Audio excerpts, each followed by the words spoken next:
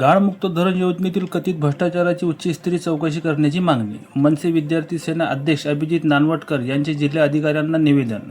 बनावट देय काम न करता निधी उचल आणि गाळाच्या अवैध विक्रीचा आरोप.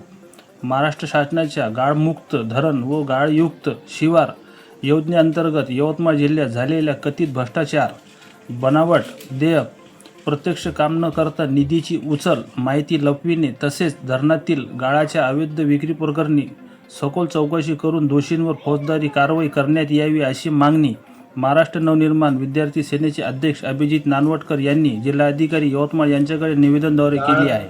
मुक्त धरण व गाळयुक्त शिवार या महाराष्ट्र शासनाच्या योजनेअंतर्गत यवतमाळ जिल्ह्यातील बहुतांश तलावाचा गाळ काढण्याचा प्रोग्राम हा मृद व जलसंधारण विभागाने हाती घेतला. यामध्ये टेंडरही काढण्यात आले.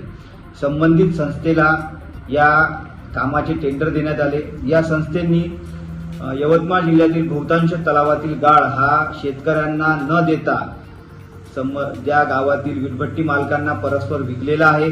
त्याचबरोबर याबाबत आमच्याकडे तक्रारी सुद्धा आहेत आणि मृद व जलसंधारण विभागांच्या अधिकाऱ्यांना याबाबत विचारणा केल्या असता त्यांनी उडवाउडीची उत्तर आम्हाला दिलेली आहेत.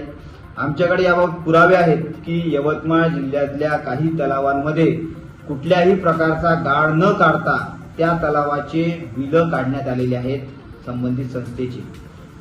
हा यवतमाळ जिल्ह्यातला खूप मोठा भ्रष्टाचार आहे मृद व जलसंधारण विभागामार्फत झालेला.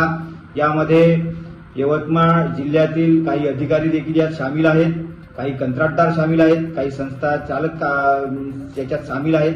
याबाबत आम्ही लवकरच मुख्यमंत्री साहेबांची भेट घेऊन हा सर्व प्रकार त्यांच्या कानावर टाकणारच आहोत आणि याबाबत आज आम्ही जिल्हाधिकारी यांना निवेदनही दिलेले आहेत की आपण लवकरात लवकर याबाबत चौकशी करण्यात यावी. संबंधित तलावाची गाळ उपसा केलेला आहे की नाही याबाबत चौकशी करावी आणि आमची अपेक्षा आहे की जिल्हाधिकारी साहेब याबाबत लवकरच पावलं उचलतील.